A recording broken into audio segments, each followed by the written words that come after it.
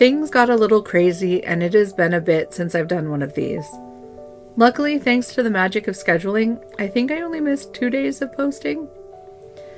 Last week, while I was baking my first ever inclusion loaf, a jalapeno cheddar loaf for my daughter, Rowan tried to jump up on the counter, right onto my resting dough.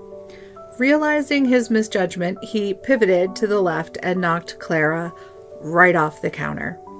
Of course, she landed topside down and her jar cracked. I scooped him up, screaming, "No, no, no, no, no, no, no," and he took off for the living room. Sadly, I picked up Clara and went to tell Ron. Rowan, in the meantime, had put himself into the corner and felt really bad. I was disappointed because Clara was who finally came to life after Greg had offed Doreen. So I created a second starter from Dot.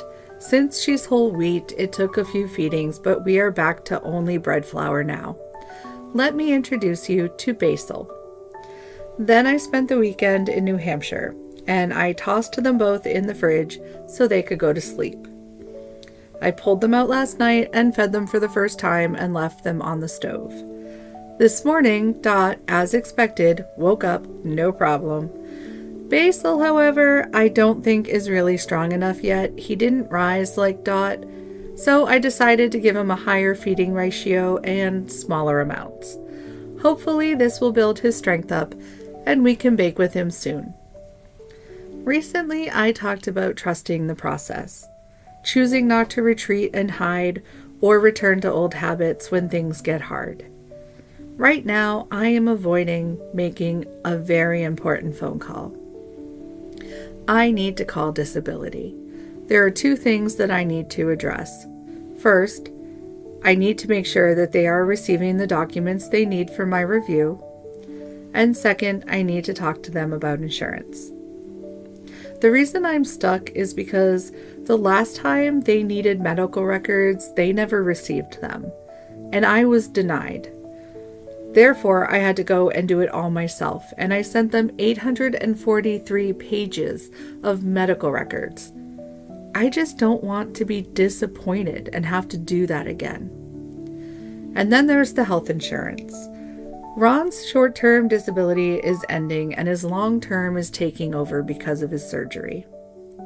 His benefits have a 3-day gap that they are unwilling to extend so that his PFML can pick up his insurance again. 3 days. So we are all losing our insurance and have to figure out what to do. I do think that Ron has figured it out. He can get on the Health Connector, I can go on Medicaid, and the kids, hopefully, can do Mass Health. I know it will work out, and I'm trying to trust the process. But when your life depends on medications and you are losing access for a few days at best, months at worst, it can get scary really fast. I know how bad it can get without just the Lyrica. I can't imagine losing everything else on top of that.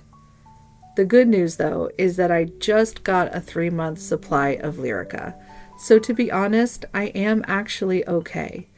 The rest of them, I can deal with the fallout and all of that, but I cannot deal with 3 days of no Lyrica. So even there, it's a small confirmation that things are always going to work out, even when it feels like a huge mountain. I am going to trust the process. God hasn't let me down yet, and he has no reason to start now. I just have to trust and make the phone calls. Especially since I just spent the weekend with 2 kids who have strep throat, I'm immunocompromised, and now have exactly 2.5 days to develop the symptoms and get antibiotics from urgent care. What could possibly go wrong?